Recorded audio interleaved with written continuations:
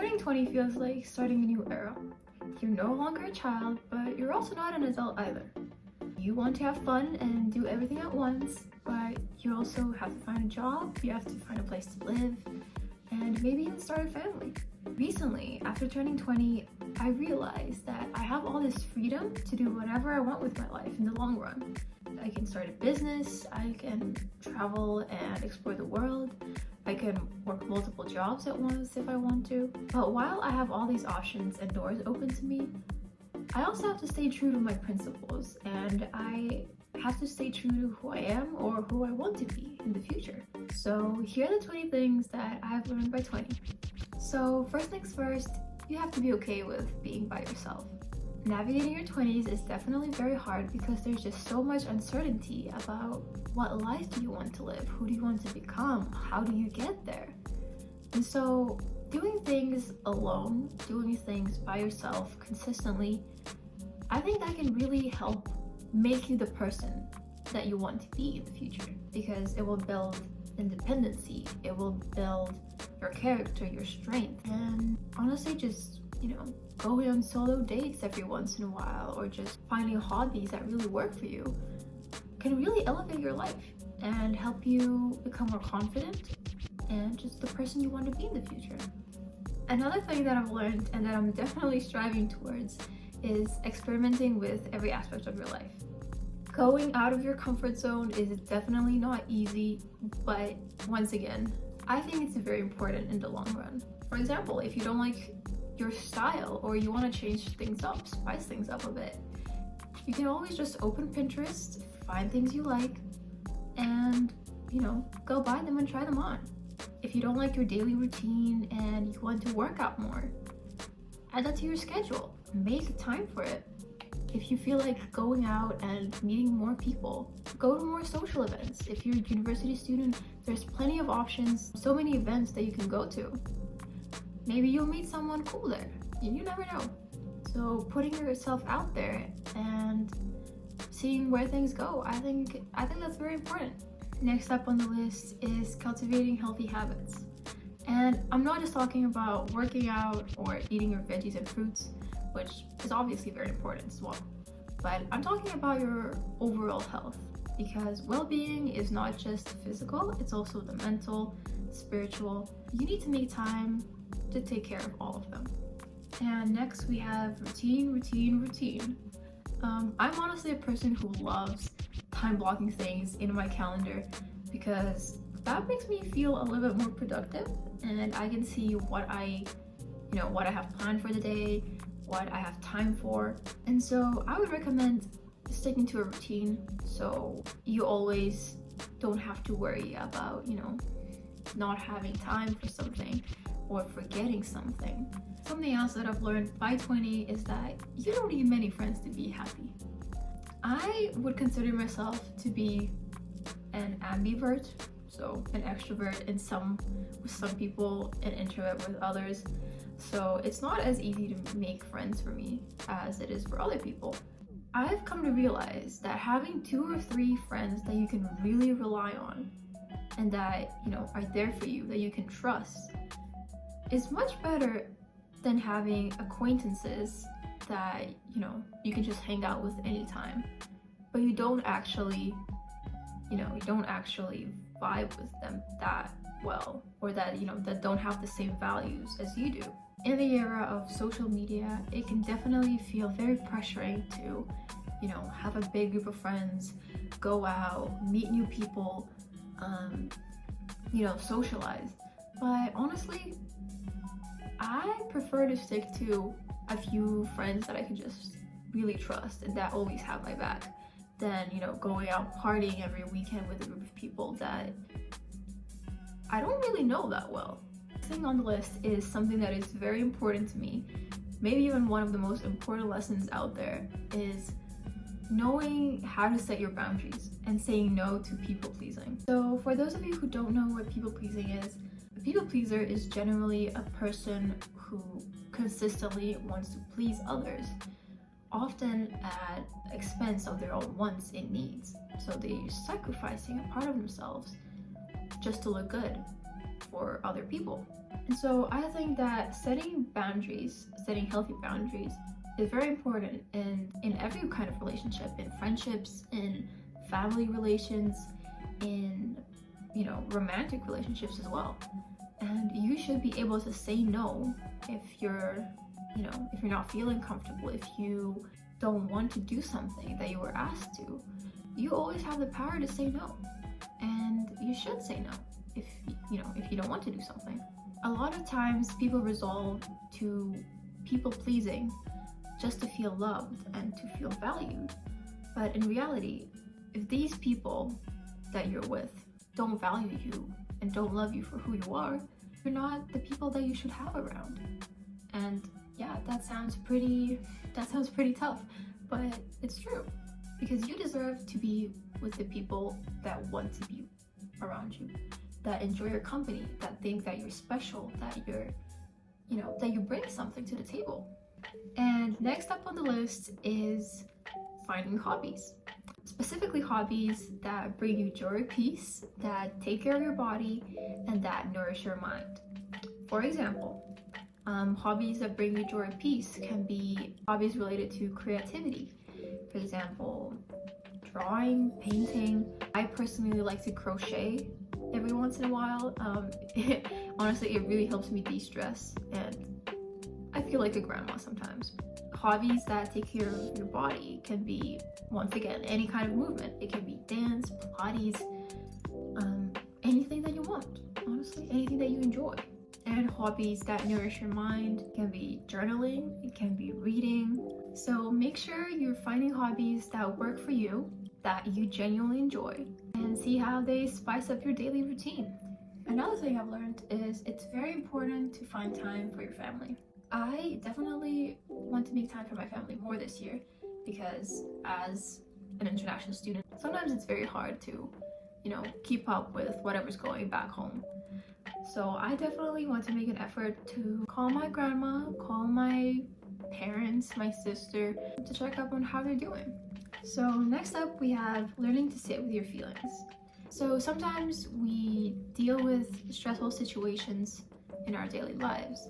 If you don't know how to deal with stress and anxiety, it can be very difficult to get rid of it in the long run because it just builds up and you get more stressed every time something comes up. So the next time a stressful situation comes up, sit with your feelings, with your anger, with your stress, with your, maybe it's sadness. Don't try to, push them away and say, I'm fine, everything's fine.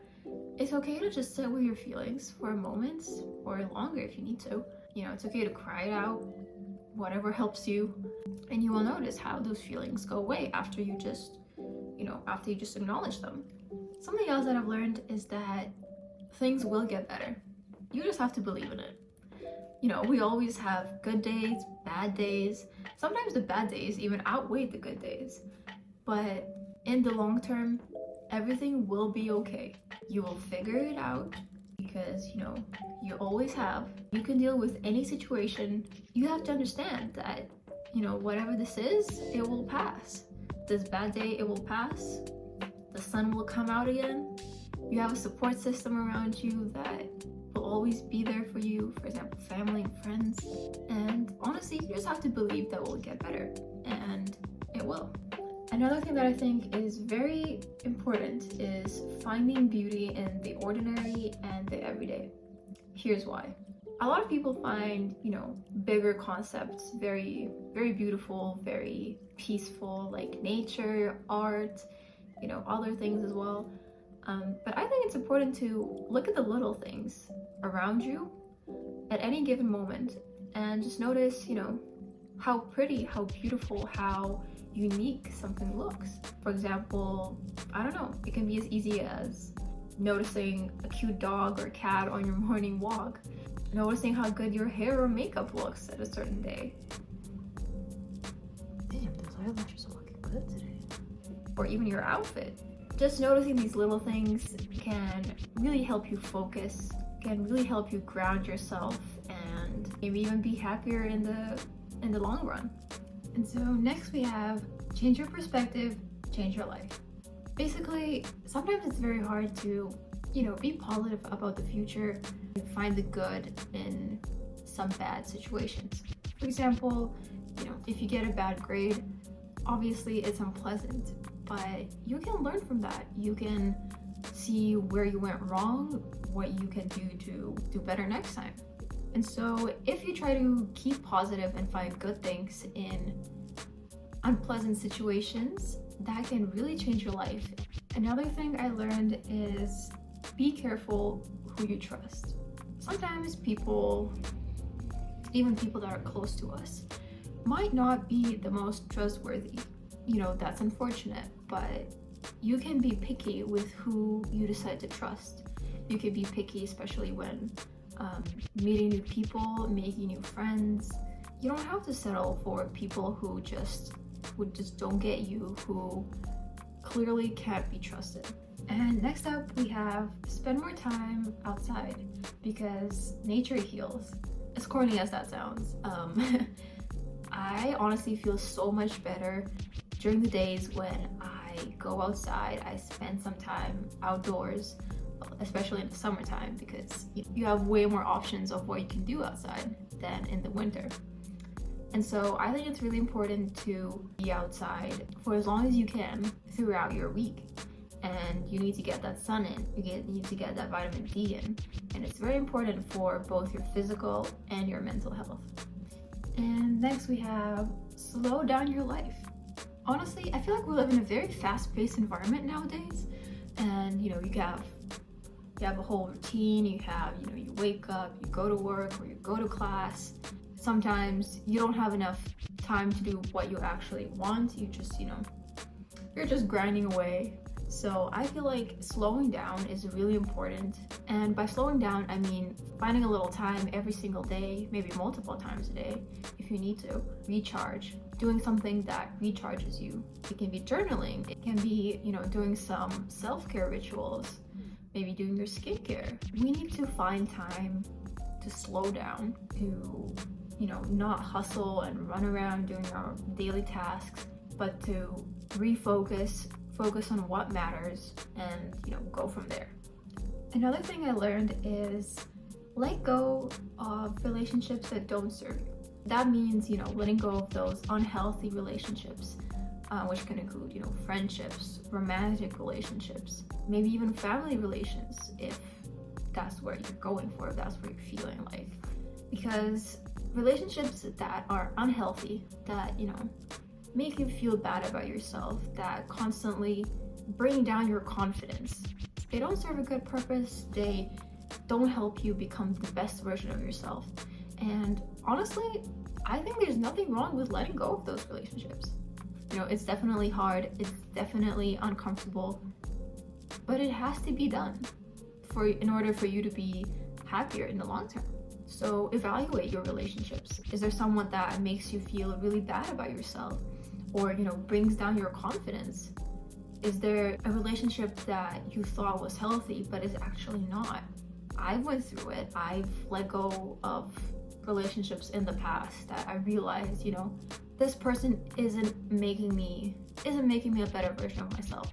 This person doesn't get me, doesn't have the same values as I do, which is really important to me personally.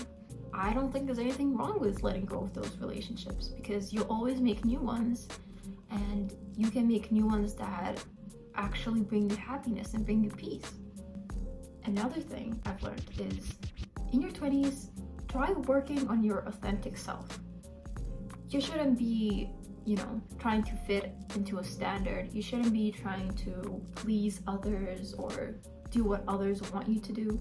You don't have to follow the trends, the current trends in, style, food, work, whatever. Work on being your authentic self. This also links nicely to experimenting with, everything in your life. See what fits you. See what fits your schedule, your life, your wants and your needs. And so next we have, you can't control everything in your life. As much as you want to, some things just don't play out as you want them to. And life is constantly changing, constantly evolving. And so you can't control everything. That's okay. You'll figure it out. you'll do what you want to do in the end. You got this. You basically got this. Don't worry about it. I definitely like when everything's in order, when everything's, you know, by the schedule, when everything plays out as I expect it to. But sometimes things just come up and you really can't do anything about it. So learn to be flexible, to, you know, maybe go with the flow a little bit in some parts. And what you can control though is how you react to things. And next up we have, it's okay to feel lost. You don't have to have life figured out right now or in the next, you know, few months, years. We're constantly changing, we're constantly evolving. We also have, you know, different wants and needs at different points in life. So you really don't have to plan everything out right this second. And it's scary. It is scary to feel lost. You know, it's scary because you don't know what's going to come up next for you. You don't know what's going to happen, but you'll be fine. You'll be fine. Whatever happens, you will figure out a way. You'll figure out a way to, you know, keep going, to do whatever you like. And last but not least, it kind of ties up everything. Be present. Focus on the present. You can't plan out the future. As hard as that, you know, as hard as it is, you can only focus on how you are in the present. You can work on yourself in the present, and there are a lot of ways you can do that. For example, you can try grounding exercises, you can do meditation, you can, you know, set little short-term goals for yourself if you're scared of making long-term goals. So it's better if you just complete little short-term goals than stress and worry about, you know, your whole future that's coming.